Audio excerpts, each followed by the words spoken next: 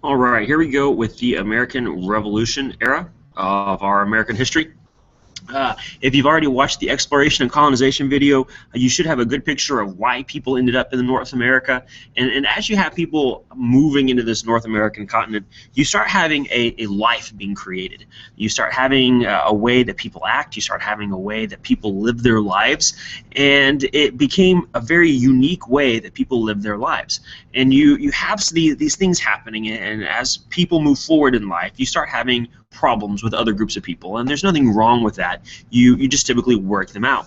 But what ended up happening, the conflict between people here in the North American continent actually came between two countries. We have France and we have England. Now, the 13 original colonies we looked at in the exploration and colonization period, all of those colonies came from Great Britain. Okay? However, France had also, because this is a whole bunch of land just kind of up for grabs, France had claimed a lot of this land in the North American continent as well. And so the way it ended up getting divided is England had all the colonies along the coast. Then you have the Appalachian Mountains separating the 13 original colonies from basically the rest of the land. And France owned all the land on the west side of the Appalachian Mountains. And so we have this situation where the Indians are siding with the French, and the colonists are kind of wanting to expand some. They're already kind of getting this fever to kind of move west. And England, it was very nervous here. They didn't want the colonists moving west, because if they moved west, then they started moving into French land. And, well, if you have a whole bunch of English people moving into French land, well, then that can cause a problem. And it did eventually become a problem, and we start getting the French and Indian War. And the French and the Indians sided together, and then we have this war between the French and the Indians with Great Britain. Not a tremendously devastating war. You have George Washington starting up as a young soldier during this war, but really the lasting impact came from what happened at the end of the war. At the end of the war, the British won, and basically the king said, all right, here's the deal. It was kind of because of you guys that we had this war, so we're going to make you pay for all the war debt we have. And in order to pay for the war, they started taxing the colonists. And they also established the Proclamation Line of 1763. The Proclamation Line of 1763 basically flowed down the Appalachian Mountains. And basically the king said, if you cross this line, if you cross the Appalachian Mountains into this French territory, we are going to have a problem. And just like when you tell a little bitty baby not to do something, they usually turn right around and do exactly what you told them not to do. That's basically what happened here. The colonists started moving west past the Appalachian Mountains, and it made the king angry. And because the people were basically ignoring or disobeying, if you will, what the king was telling them to do, there started to become problems between the people and the king. Right? And so with all of this tension between the people being taxed, not being allowed to move west, the king trying to figure out what to do, the king comes along and decides, all right, part of this way you are going to pay for this war is I'm going to tax all of your sugar. And this happened in 1764, a year after the French and Indian War. And the colonists were not angry about getting taxed. The colonists were angry at the idea underneath it, and the idea being you're taxing us without giving us a vote in this matter. All right, you're making us pay this extra money, and we didn't have a single say. It's like when your parents come to you and tell you to do something, but they didn't ask you about it. And so you start getting the phrases like no taxation without representation. It doesn't say that there can't be taxes. It says if we're going to be taxed, we need to have a vote. We need to have a voice in this. And so this Sugar Act starts causing problems between the colonists and the king. We have things like the Stamp Act coming along. And basically the Stamp Act was a tax on all sorts of newspapers. If you had a newspaper, you basically had to pay a tax on it. And if there was no stamp on the newspaper, like you see here on the left of the screen, if there was no stamp, then basically that newspaper was illegal. You could not sell it. And so you get people like Samuel Adams, who takes deep offense to this because it's the same idea. You're taxing us, and you didn't get our input on this. We've got a problem. Samuel Adams, he creates the Sons of Liberty. Samuel Adams is great friends with Patrick Henry. They're both very much in favor of, you know what, King cannot do this to us. We need to do something about it. All right, and so we have these tensions boiling. We have the Stamp Act, we have the Sugar Act, and now we get a tax on tea. So now we're getting even more taxes put on us, and even more taxation without representation. You're still not giving us a vote. We start talking to the king. We start sending people to England to talk to the king, saying, hey, really, we can't do this. All right, you can't be taxing us if you're not going to give us a vote in the matter. And the king basically said, screw you, we're going to do it anyway. And so the king is completely ignoring the colonists' cry to be involved in this decision. And so the colonists' response to the tax on tea was the Boston Tea Party. You have a whole bunch of people, Patrick Henry, Sam Adams, his Sons of Liberty, the group he started kind of as a response to the king's dictatorship, if you will, and they went onto a ship, they took all the tea, and they threw it in the river. It was like, you know what, we're not paying taxes, and because we're not paying taxes, no one gets the tea, so they threw it overboard, and this cost the English government millions of dollars from this tea. And so the interesting thing about the Boston Tea Party, though, is you actually had all of the Indians cleaning up everything, because they weren't trying to destroy the ship. They weren't trying to be a riot. They were just simply making a point. They were throwing the tea overboard, and they were calling it done. All right, and so we still have these rising tensions, and we finally get to something called the Townshend Acts. And the Townshend Acts, basically, they included the tax on tea, but they started taxing basically everything else. We're going to tax paint. Well, if you're going to build a city, you need paint. We're going to tax glass. We're going to tax lead to go in your pencils and your ammo, all right? And so the king just basically says, completely ignores the colonist and kind of moves into dictator mode and says, you know what, if I want to tax you, I'm going to tax you, and it doesn't matter if you like it or not, because I'm the king and I'm going to do it. That makes the colonists mad. And we eventually get to the point. Okay, sorry about that. All right, and we eventually get to what's called the Intolerable Acts. You need to look at what this word actually says. Tolerable means you can handle it, you can tolerate it, you're okay with it. And when you add that prefix in, you're into intolerable acts, which means you cannot tolerate it, you cannot handle it. And so these intolerable acts, they were basically done by the king to punish people. All right, they were punishing the colonists for throwing the tea overboard. They were punishing Boston. They closed Boston off. They wouldn't let people go in. They wouldn't let people go out because of the Boston Tea Party. You start putting the people in the Massachusetts government. The king comes in and says, all right, so basically you used to be your own government, and we're going to take your government away, and we're going to handle all of your business. All right, and so not only are they being punished for the Boston Tea Party, now the government, that little bit of representation they did have has been taken from them. All right, we have even more laws in the Intolerable Acts. British soldiers are going to be taken to England, and then you have people having to quarter British troops.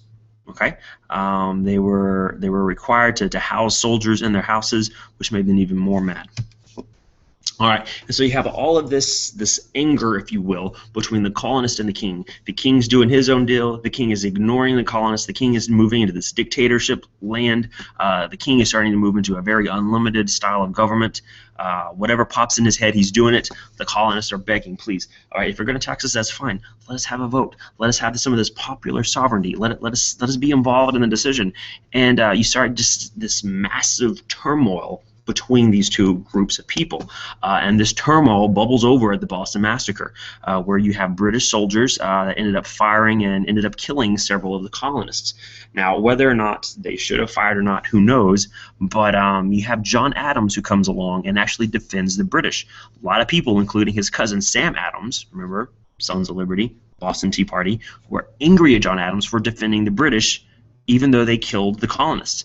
And basically, John Adams is looking back to the Magna Carta, where the Magna Carta limited the king's power, but it also created a trial by jury. It doesn't matter who you are.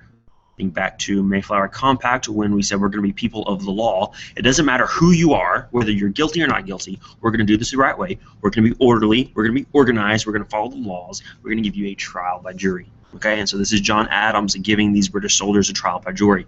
You also need to be aware of Crispus Attucks. He was one of the men who was killed during the Boston Massacre. He was an African American who was actually very much involved in the anti-slavery abolitionist movement. This abolitionist movement did not start in the Civil War. The abolitionist movement was already going strong during the American Revolution time, and in fact, John Adams' son, John Quincy Adams, was a huge figure in the abolitionist movement. So Crispus Attucks was the man who died at the Boston Massacre. The Boston Massacre did nothing to help the situation. The Boston Massacre actually made the king even more resolved in his dictatorship ways, and the Boston Massacre made the colonists even more angry with the king for ignoring them. And it finally gets to the point where they say enough is enough. We have spent over a decade trying to get you, the king, to quit being a dictator, to quit running over our rights. We're done. We're completely done. And so we get the Declaration of Independence in 1776. Thomas Jefferson is the man who wrote most of it. Declaration of Independence basically says, we're done with you, we're going to do our own thing. And basically, John Locke, our favorite guy, or my favorite guy in American history, John Locke, his idea of unalienable rights is what gave them what they believed the right to declare independence. Because according to unalienable rights, you have life, liberty, and property, or the pursuit of happiness, as they put in the Declaration. All right, absolutely no person on this planet can take your life. No person on this planet can take your liberty. No person on this planet can take your pursuit of happiness and property. Okay, the way Thomas Jefferson puts it in the Declaration of Independence, we are endowed by our Creator with certain unalienable rights. And if my Creator gives it to me, I'm sorry, King George, you can't take it from me. And because you're trying to take things that my Creator gave me, guess what? We're going to have a problem, and I'm going to fight you. All right? Now, I'm not going to go punch you in the face on the first day. I'm going to spend a decade trying to do things the right way, but at some point, enough is enough, and we declare our independence. But when we declare our independence, we start moving into an actual war. The king is being a dictator at this point, and he's not going to take. So you're going to declare independence? Well, hold on a second. You can't be a stubborn, rebellious little child. And so we start getting the war. Lexington and Concord being the first battle. The British are coming to take the colonists' ammo. You have George Mason, who says to disarm the people is the best way to enslave them. All right, and so you have the colonists very angry over the British taking their ammunition, because if you're taking my ability to fight back, you're trying to enslave me. And this kind of insults the colonists. The colonists are already mad at the king for being a dictator and ignoring their rights, and now you're trying to enslave me as well? We're going to have a problem.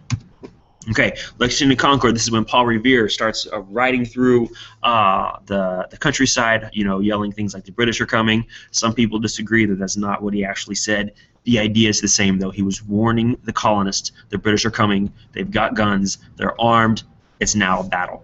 All right. You also need to know Wentworth Cheswell. He was an African American who did the exact same thing Paul Revere did. Paul Revere took one route, Cheswell took another route, and unfortunately we remember Paul Revere, but we don't typically remember Cheswell, which is why we are remembering here in 8th grade.